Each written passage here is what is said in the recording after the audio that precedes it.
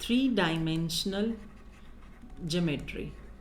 अब इसमें हमें क्या करना है, एक चीज़ तो जो हमने पहले की थी बिल्कुल सेम है वही, कि डायरेक्शन रेशोज़ क्या होते हैं, डायरेक्शन कोसाइंस क्या होते हैं, कोलिनियर कैसे निकालते हैं, या 2 पॉइंट्स अगर गिवन हो, वेक्टर जॉइनिंग 2 पॉइंट्स जो हमने कल डिस्कस किया था। तो अगर हम फर्स्ट एक्सरसाइज देखें तो फर्स्ट एक्सरसाइज तो जिसमें 5 क्वेश्चंस हैं, they are very simple and 1 mark questions are there. मैं एक चीज़ रिकॉल करवाऊंगी कि अगर आपके पास एंगल्स गिवन होते हैं अलॉन्ग एक्स वाई और जेड एक्सिस में, तो उन एंगल्स को हम डायरेक्शन रेशोज़ बोलते हैं। और अगर हमारे पास कोई वेक्टर गिवन होता है, वेक्टर गिवन होता है लाइक 2i + 3j - 5k, तो हमारे पास जो ये 2, 3 और -5 हैं, they are called direction ratios, और इन्हीं को हम स्केलर कंपोनेंट्स भी कहते हैं, कंपोनेंट्स, राइट।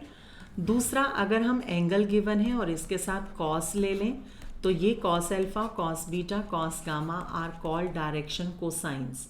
और अगर वेक्टर गिवन होता है तो हम यहाँ से पहले इसका मैग्नीट्यूड निकालते हैं, that is √(x² + y² + z², और फिर हम यहाँ से डायरेक्शन कोसाइंस निकालते हैं, that is x/r, y/r, z/r। तो यहाँ से जो हमारे पास आते हैं ये क्या आते हैं, डायरेक्शन कोसाइंस, और इनको हम डिनोट करते हैं L, M और N से। L = x/r, M = y/r, N = z/r, and we have the relation that L² + N² + N² is always equal to 1। कल हमने प्रूव भी किया था कि डायरेक्शन कोसाइंस के स्क्वायर का सम हमारे पास क्या होता है, 1। अगर हमारे पास 2 पॉइंट्स गिवन हो, लाइक x1 y1 z1 और x2 y2 z2 2 पॉइंट्स हैं, तो हम वेक्टर जॉइनिंग 2 पॉइंट्स निकालते थे। तो वहाँ से क्या आता था, x2 - x1 i + y2 - y1 j + z2 - z1 k। तो यहाँ से डायरेक्शन रेशोज़ क्या आ जाते हैं, x2 - x1 जो स्केलर कंपोनेंट्स हैं, y2 - y1 और z2 - z1। तो डायरेक्शन कोसाइंस क्या आ जाएंगे, इनके स्क्वायर का सम विद √। इन्हीं को हम स्केलर कंपोनेंट्स भी कहते हैं। अगर वो वेक्टर कंपोनेंट्स पूछे तो वेक्टर कंपोनेंट्स क्या हो जाते हैं, x2 - x1 of i + y2 - y1 of j, z2 - z1 of k। तो आपके पास जो पहली एक्सरसाइज है उसमें तो वही 1 मार्क के डायरेक्ट क्वेश्चंस हैं, राइट, जो हमने वेक्टर्स में किए हैं। मेन आपके पास अब जो आती है इक्वेशन ऑफ लाइन और इक्वेशन ऑफ प्लेन। तो equation of line in space, अब हमें इक्वेशन ऑफ लाइन निकालनी है और इक्वेशन ऑफ प्लेन। तो पहले आज हम इक्वेशन ऑफ लाइन करेंगे। इक्वेशन ऑफ लाइन निकालने के लिए हम कैसे निकालते हैं, इसके हमारे पास 2 कंडीशंस होती हैं। एक होती है कि if it passes through given point and given direction. अगर हमें एक पॉइंट और डायरेक्शन वेक्टर गिवन हो, या हमें 2 पॉइंट्स गिवन हो, इट पासेस थ्रू 2 पॉइंट्स, तो हम 2 कंडीशन से इक्वेशन ऑफ लाइन निकाल सकते हैं। तो एक इक्वेशन आपके पास आती है r = a vector + lambda of b vector, जहाँ ये a वेक्टर जो होगा ये पॉइंट से बनेगा वेक्टर, और ये जो b वेक्टर होता है ये होता है डायरेक्शन वेक्टर जो हमारे पास गिवन होगा। तो a वेक्टर, ये हमारे पास जो इक्वेशन ऑफ लाइन है that is in vector form. This is your equation of line in vector form, right. अब इसी को अगर हमें कार्टेशियन फॉर्म में लिखना है, तो कार्टेशियन फॉर्म में लिखने के लिए हम क्या करते हैं, मान लो कि आपके पास एक पॉइंट है x1 y1 z1, यहाँ पे मान रही हूँ x1 y1 और z1 एक पॉइंट है। तो can we write a vector as x1i + y1j + z1k, और b वेक्टर एक डायरेक्शन वेक्टर है, तो वो मान लो आपके पास ai + bj + ck है। abc are the direction ratios of this direction vector. अब अगर मुझे इस फॉर्म में लिखना है, तो r वेक्टर तो मुझे पता है क्या होता है, xi + yj + zk, that is any vector r। Equation of line x y z की फॉर्म में निकालते हैं, तो इसकी वैल्यू इसमें पुट कर दो, तो क्या आ जाएगा X I plus Y J plus Z K is equal to vector A Y one J plus Z one K plus lambda of vector B A I plus B J plus C K. अब इस vector को यहाँ ले जाएं, subtract कर दें क्योंकि इसके साथ तो लैम्डा है, इसे यहाँ सब्ट्रैक्ट कर रही हूँ तो क्या आ जाएगा x minus x one of I plus Y minus Y one of J plus z minus Z one of K is equal to lambda A I plus lambda B J plus lambda C K. Equate कर दो तो आपके पास यहाँ से क्या आ जाएगा x minus x one is equal to a lambda, y minus Y one is equal to b lambda और z minus Z one equal to c lambda. तो हर एक से लैम्डा निकाल लो। a y minus Y one upon b z minus Z one upon c is equal to lambda. So this is your equation of line in Cartesian form. Cartesian form होती है जो x Y z की form में हो और vector form होती है जो r vector equal to a vector plus lambda of b vector vector की फॉर्म में हो। तो आपके पास देखो ये जो इक्वेशन है, अगर हम r is equal to this plus lambda of this लिख दें तो ये वेक्टर फॉर्म है, लेकिन अगर r को हम x I plus Y J plus Z के की फॉर्म में डाल दें तो ये आपके पास कार्टीजियन फॉर्म हो जाती है। तो पेपर में दोनों फॉर्म्स आती हैं, आपको ये ध्यान में रखना है कि equation of line vector form में क्या है और कार्टीजियन फॉर्म में क्या है। But this is your first form जब आपके पास एक पॉइंट लाइन पर और डायरेक्शन वेक्टर गिवन हो। दूसरा आपके पास आता है कि अगर आपके पास दो पॉइंट्स गिवन है तो हम क्या कर सकते हैं। दो पॉइंट्स मान लो आपके पास हैं x1 y1 z1 और x2 y2 z2, जिसे हम a वेक्टर मान लो है x1i plus y1j plus z1 के और b वेक्टर मान लो आपके पास है x2i plus y2j plus z2 के। इसका मतलब क्या है कि दो पॉइंट्स हैं x1 y1 z1 और x2 y2 और z2। अगर हम इसे वेक्टर फॉर्म में लिखना है तो r is equal to vector a plus lambda of, अब वेक्टर b निकालना है ना डायरेक्शन वेक्टर, तो डायरेक्शन वेक्टर कैसे निकलता है b माइनस ए से। दो पॉइंट्स गिवन हो तो vector joining two points b minus A से निकालते थे ना, a b निकालते थे तो b माइनस ए, तो इससे।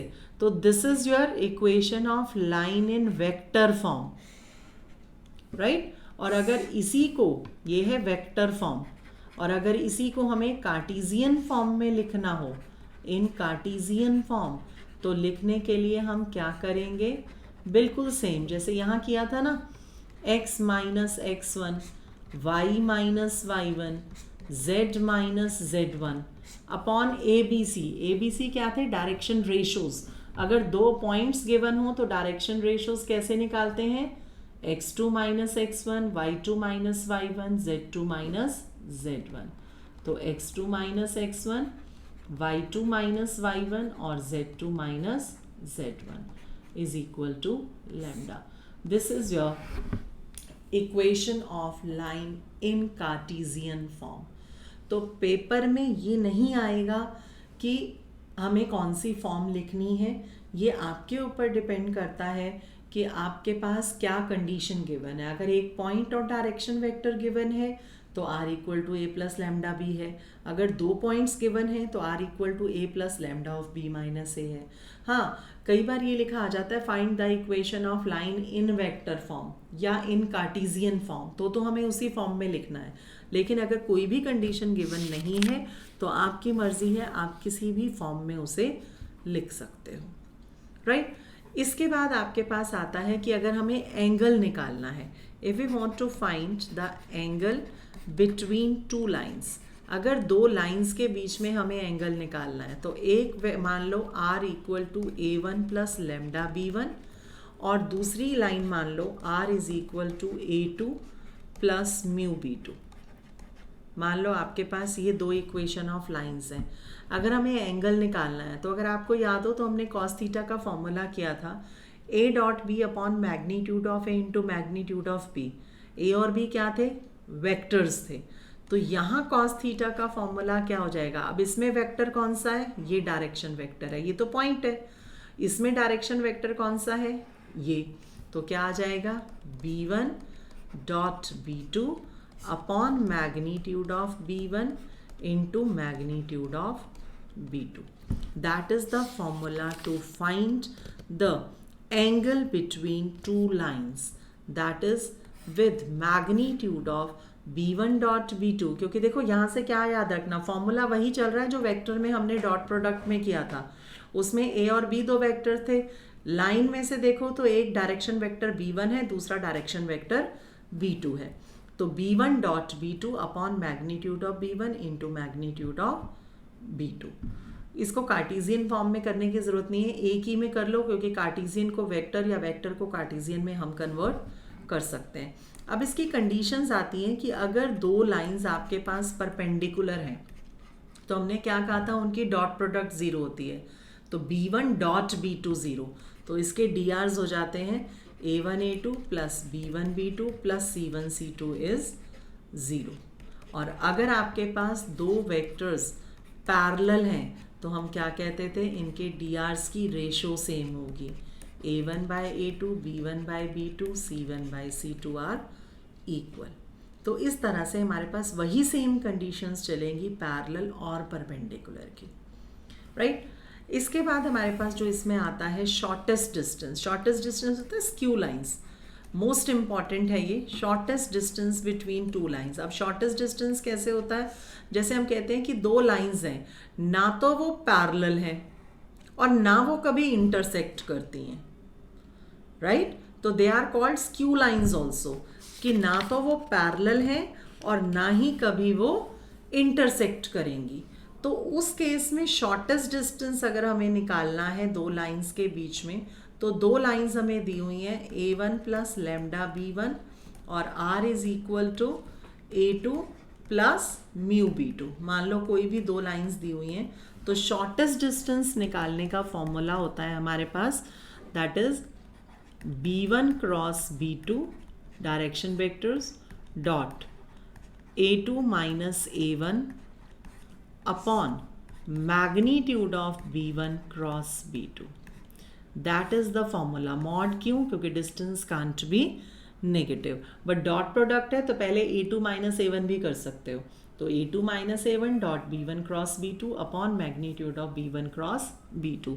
तो अब इसमें स्टेप बाय स्टेप हम चलते हैं कि सबसे पहले आपके पास r मीन्स पहले a1 निकालो, b1 निकालो, a2 निकालो, b2 निकालो, फिर b1 क्रॉस b2 डिटर्मिनेंट से निकालो, फिर a2 माइनस a1 करो, फिर दोनों की डॉट प्रोडक्ट कर दो, फिर इसका मैग्नीट्यूड। तो जो पूरा वैल्यूज इसमें डालोगे then we get the shortest distance, right. इसके बाद लास्ट जो हमारे पास आता है वो आता है डिस्टेंस बिटवीन पैरेलल लाइंस। अगर हमें पैरेलल लाइंस के बीच में डिस्टेंस निकालना है, अब देखो लाइंस अगर पैरेलल हैं तो हमने कहा था कि रेशो सेम है। रेशो सेम है मीन्स दे आर प्रोपोर्शनल। अगर प्रोपोर्शनल है तो इसका मतलब आपके पास b1 और b2 सेम होंगे, r is equal to a2 plus mu b2। इसका मतलब ये b1 और b2 हमेशा सेम रहेंगे। तो अगर पैरेलल लाइंस आती हैं तो उसका फॉर्मूला हमारे पास क्या होता है, b1 b2 सेम है तो b vector cross a2 minus a1, उसमें डॉट था इसमें क्रॉस है, upon magnitude of b vector.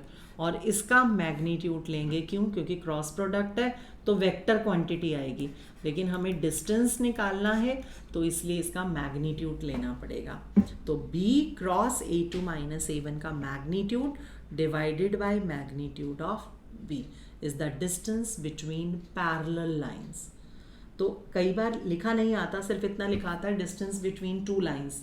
तो हमें चेक करना है कि अगर b1 b2 सेम है या प्रोपोर्शनल हैं तो हमारे पैरेलल लाइंस का फॉर्मूला लगेगा, और अगर दोनों अलग अलग हैं तो शॉर्टेस्ट डिस्टेंस निकलेगा। अगर शॉर्टेस्ट डिस्टेंस 0 आ जाए तो आप समझ जाना कि इसका मतलब वो लाइंस इंटरसेक्ट कर रही हैं, that lines are intersect each other की शॉर्टेस्ट डिस्टेंस 0 है, राइट। तो इस तरह से आपके पास एक्सरसाइज 11.2 है जिसके क्वेश्चंस बिल्कुल फॉर्मूला के ऊपर बेस्ड हैं। आप 11.2 आज खुद ट्राई करो। जो इसके डाउट्स होंगे, tomorrow we will discuss the doubts of 11.2 and then complete 11.3 and miscellaneous. तो कल हम ये चैप्टर कंप्लीट कर लेंगे। 11.2 कंप्लीट कर लो आज, ठीक है।